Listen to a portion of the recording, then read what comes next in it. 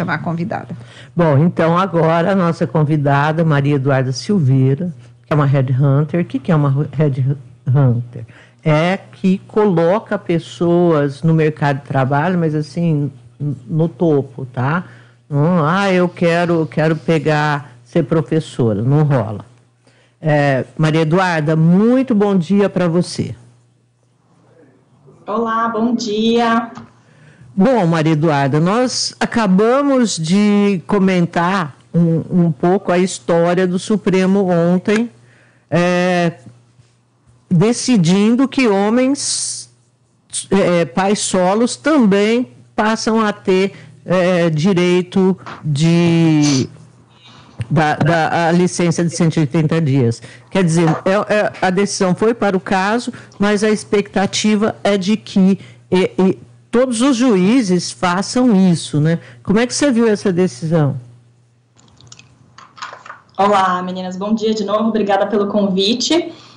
Começamos aí com um tema que é bastante sensível, né? Na verdade, a gente, como recursos humanos, né, como profissionais da área de gente e gestão, a gente vê como uma grande evolução mesmo, né? No sentido de que a gente começa a ampliar um pouco mais a discussão, né, sobre parentalidade dentro das organizações, né? E não só falar de licença maternidade, não só colocar esse peso todo em relação somente à mulher, né, quando se fala do cuidado dos filhos e tudo mais.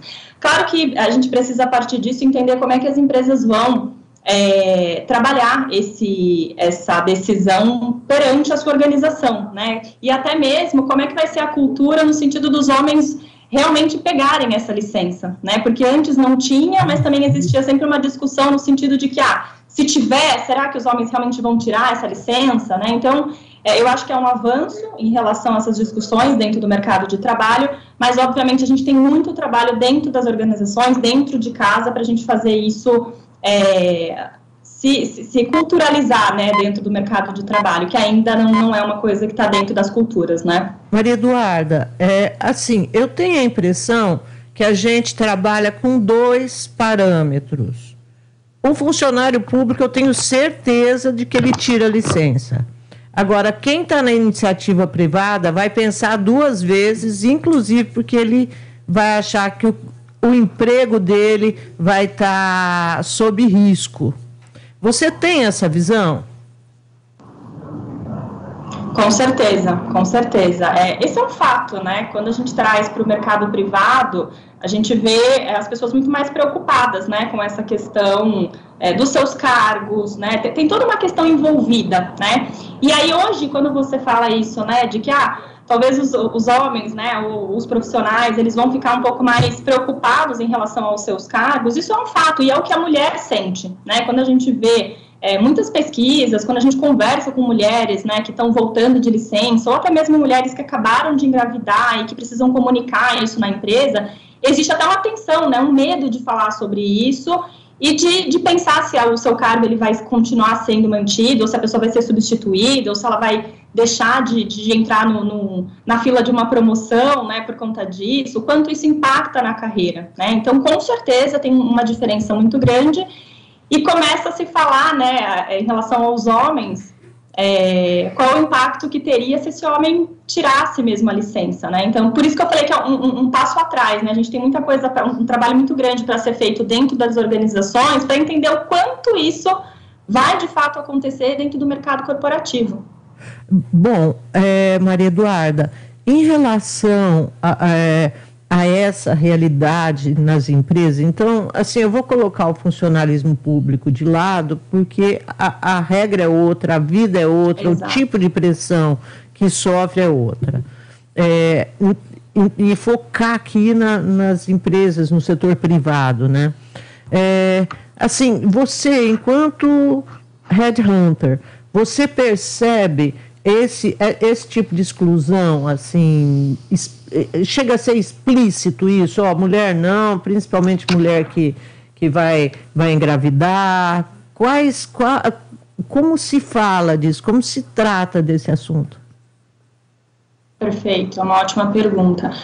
Tem melhorado muito, né? Tem melhorado muito essa questão de de ser mais direto em relação a esses pontos, ou até mesmo de falar sobre esses pontos, né? Eu vejo como um grande avanço. Agora, existe ainda alguns paradigmas, o que me surpreende muito, né? Ainda mais agora quando a gente fala de mulheres, né, dentro do mercado de trabalho, quando a gente fala de maternidade dentro do mercado de trabalho, a gente vem tendo uma grande evolução, e o RH vem tendo uma grande evolução, né? Então, hoje a gente fala de gestão de desempenho muito mais estruturada, não é só a gente olhar para a pessoa e ver que ela está ali na frente do computador, isso foi evoluiu muito, né, na pandemia. Então, a gente tem que olhar para todas essas evoluções aí do mercado de gestão de pessoas de uma forma um pouco mais estruturada, e isso ajuda com que, de alguma forma, a gente possa medir, né, mulheres, mães, pais, dentro de uma forma muito mais de desempenho do que somente o que a gente acha, né? Então, isso vem evoluindo bastante. Agora, de uma forma indireta ou ainda um pouco velada, né, ou com alguns paradigmas, ainda existe a questão, né, de uma mulher que tem filhos, por exemplo, se ela vai conseguir produzir na mesma proporção, né, se ela vai ter a mesma disponibilidade, né, para isso. E eu entrevisto muitas executivas que passaram já por alguma situação de voltarem da licença maternidade, ou serem desligadas, né, ou terem tido seus cargos substituídos, ou a sua área dividida, enfim, não são todas as empresas, né, mas ainda acontece isso. E é exatamente por esse ponto que muitas mulheres ficam mais receosas para contar sobre a questão, né, da gravidez, por exemplo, como eu falei agora há pouco. Então, ainda existe alguns paradigmas e algumas resistências em relação a isso. Estamos melhorando? Estamos melhorando, mas existe um caminho longo ainda, quando a gente pensa em evolução desse tema e a amplitude dessa discussão de parentalidade dentro das organizações, né? Agora, Maria Eduarda, bom dia. Rose falando. Quais são os segmentos em que você percebe que há mais machismo nessa questão de contratação de mulheres e esse receio de contratar mulheres por conta dessa questão da gravidez? É possível a gente diagnosticar assim, os setores ou não? Eu não tenho, Rose, uma pesquisa ou assim, um embasamento mesmo para poder te falar quais são os setores. Obviamente que quando a gente olha, né, para os setores mais industriais, a gente acaba tendo um ambiente mais masculino, né? Historicamente é um ambiente mais masculino, né? Então, ali a gente sente um pouco mais de resistência, né, em algumas questões, mas que também, né, vem evoluindo. Agora, todos os mercados, de alguma forma, vêm passando por uma transformação, né? Então, por exemplo, você pega o mercado financeiro, né, que é um mercado que tem um ritmo de trabalho bastante acelerado, né, que sempre também teve uma raiz mais masculina. Então, a gente vê muitos movimentos em pró dessa questão mais feminina, de maternidade dentro desses mercados. Mas aqui eu estou te dando muito mais o que a gente sente do mercado, o que a gente vê no dia a dia, do que o embasamento mesmo de uma pesquisa em relação a esses segmentos. Aí esses dados realmente eu não tenho para te passar nesse momento. Quando você que está no mercado, né, você percebe que a própria mulher, ela demora mais para poder engravidar, para poder focar na carreira, e como que ela lida, ela mesma, com essa decisão, quero ser mãe, mas eu não quero abrir mão da minha carreira, que isso não acontece com o homem. Como o homem, ele não tem esse problema, ele vai ter a mulher que vai cuidar, por exemplo, ele está casado, se ele tiver um filho, ele continua com a carreira, a mulher não, a mulher, ela precisa se ausentar, ela necessita. Como que é isso dentro dessa questão da escolha da mulher? Perfeito. Essa é uma discussão muito válida da gente ter, e eu incentivo muito isso dentro, né, dos meus clientes, das pessoas com quem eu converso, porque a gente tem que cada vez mais desmistificar essa coisa de que a mulher, ela precisa escolher ser mãe ou profissional. Ela pode ser as duas coisas, né? Mas isso ainda é um paradigma, de fato. Até porque tem uma pesquisa do IBGE, eu não me lembro exatamente o ano, mas é uma pesquisa que falou que mulheres com filhos, eu estou até com o dado aqui, mulheres com filhos têm 79% menos chances de serem contratadas do que mulheres sem filhos, e 100% menos probabilidade de promoção. Então, isso aqui não é coisa da cabeça, né, das mulheres, isso é um dado que de fato acontece, e que muitas vezes elas acabam optando por, eu vou adiar a minha gravidez para poder focar na minha carreira, ou então tentando ter que escolher uma coisa ou outra. E a partir do momento que a gente entende que a maternidade, ela faz parte da vida de uma mulher, né, e faz parte da vida da mulher, do homem, de casais como um todo, mas a mulher, ela vai gerar, então tem toda essa questão aí que envolve esses meses de gravidez, existe, né, o período de amamentação, então tem muitas coisas sensíveis que envolvem aqui. A gente precisa entender que isso faz parte, e que no final do dia, nós como organização, a gente tem um impacto na sociedade. Eu sempre falo isso, independente de você ser empreendedor, de você ser um executivo, a forma como você conduz a cultura da tua empresa influencia a sociedade como um todo. Então, a gente tem que escolher o que a gente quer colocar, como que a gente quer influenciar. E aí, de novo, né, as mulheres têm receio sim, as mulheres vêm para a entrevista muitas vezes, eu já entrevistei mulheres que falaram, olha, eu estou focada na minha carreira agora, não tenho nenhuma distração, não tenho filhos, e a gente tem que parar, né, de trazer isso como se fosse um empecilho. Como que a gente faz isso? Criando políticas empresariais que proporcionem uma flexibilidade maior, e que façam uma gestão, como eu trouxe anteriormente, muito mais pelo desempenho e pelo resultado, do que pelo controle ou pelos vieses que a gente tem de que uma mulher acaba tendo menos disponibilidade ou trabalha com resultados inferiores ao homem ou mulheres que não têm filhos, né? Então, uma coisa que tem me intrigado bastante, assim, pelo mundo que eu ando vendo, Maria Eduarda. A gente está entrevistando aqui a Maria Eduarda Silveira, ela é headhunter. É o seguinte, a intensidade, a gente vê que esses trabalhos com maior ganho, que passa aí da casa dos 30, o tipo de demanda que esse trabalho faz é assim, você não tem vida pessoal. Eu pergunto para algumas pessoas, escuta, você é registrado em carteira? Sou. Mas você não cumpre jornada, porque as figuras acordam, eu vejo 6 da manhã e meia-noite ainda estão no celular tratando de coisas. Aí eu acho que isso inviabiliza tudo, inclusive ser pai. O que acontece com essas empresas, com essas jornadas? Eu não sei, você tem vivenciado isso, visto isso? Muito, muito.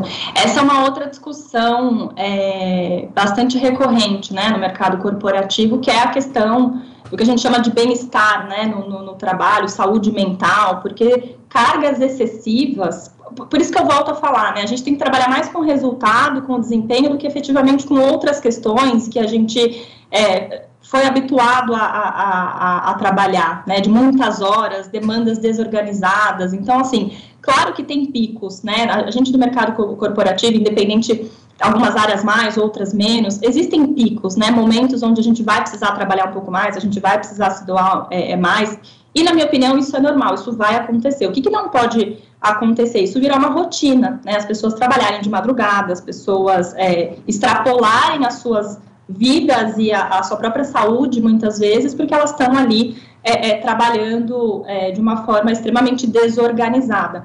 Por isso que eu volto a falar de cultura organizacional, né? Então, assim, como é que é a cultura desse lugar, né? O que esse lugar, de fato, está fazendo para incentivar que as pessoas tenham mais sanidade e que elas possam ter mais flexibilidade para cuidar da vida delas, independente, né, nesse contexto de terem filhos ou não, enfim, o que quer que seja. Agora, a gente vem numa discussão muito grande, tanto né, que recentemente a questão do burnout, por exemplo, ela foi estabelecida como uma doença, né, do trabalho, porque Sim. isso começou a crescer fortemente, né, principalmente aqui no Brasil, né, o Brasil tem um índice de burnout muito alto em relação ao mundo, né, então algo precisa ser feito, né, a gente não pode continuar fazendo a mesma coisa, sendo que a gente tem todo esse impacto aí, que no final do dia acaba impactando até na rentabilidade da empresa, porque a gente acha que a gente está crescendo como empresa, porque as pessoas estão trabalhando muito, mas as pessoas estão cansadas, exaustas mentalmente, produzindo menos e gerando um impacto, inclusive financeiro, de maior valor para aquela empresa, para os acionistas, enfim,